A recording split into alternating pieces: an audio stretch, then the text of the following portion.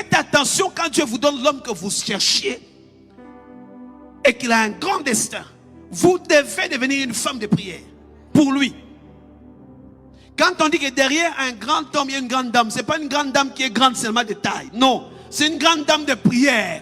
Une grande dame qui a un grand cœur, qui sait porter et supporter. Pas une femme qui est tout calomnie, non.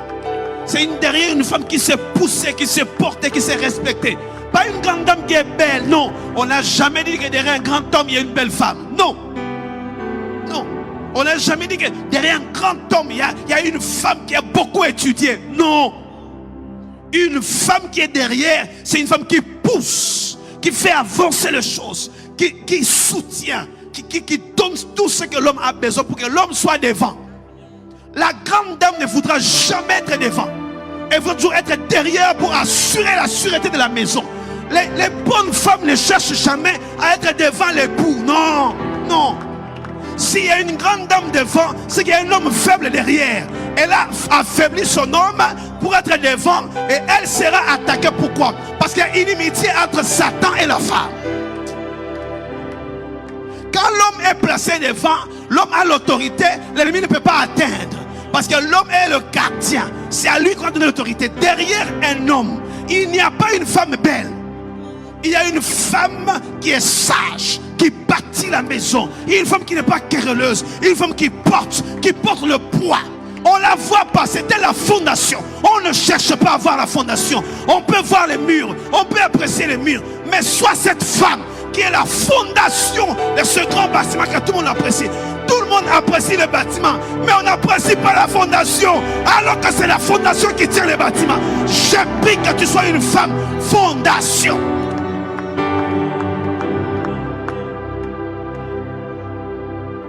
Une femme fondation.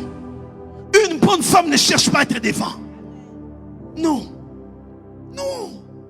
Parce que la position qu'elle occupe, c'est elle qui fait que le foyer tienne. Elle porte, elle soutient, elle supporte. On ne la voit pas. Elle ne cherche pas à dire que moi on ne me voit pas. La fondation ne l'écrit pas. La fondation ne l'écrit pas. Si la fondation commence à être vue, c'est qu'il y a des fissures. C'est que les fissures ont commencé.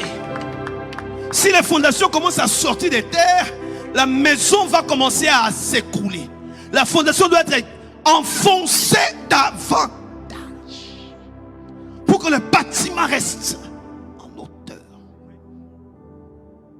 Tous ces bâtiments que nous voyons qui restent en hauteur, c'est parce qu'il y a une fondation en profondeur. Et cette fondation en profondeur ne fait pas compétition avec les murs. Non. Les murs sont faibles. La fondation est forte. Cet homme qu'on va apprécier à l'extérieur, c'est vrai que ça peut créer de jalousie. Lui, on l'apprécie. Lui, il est en avant. Ça te fait quoi, jeune femme, quand ton époux est en avant et que toi, tu n'es pas en avant?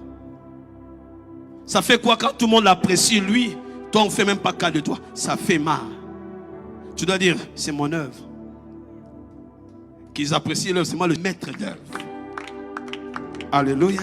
Que Dieu bénisse toutes les femmes qui sont fondation pour leurs époux, pour leurs épouses, qui ne cherchent pas à être vues, qui sont sous terre et qui soutiennent leurs époux, leurs épouses, leurs fiancés, qui ne sont pas là pour se plaindre. Il n'y a pas ça, il n'y a pas ça.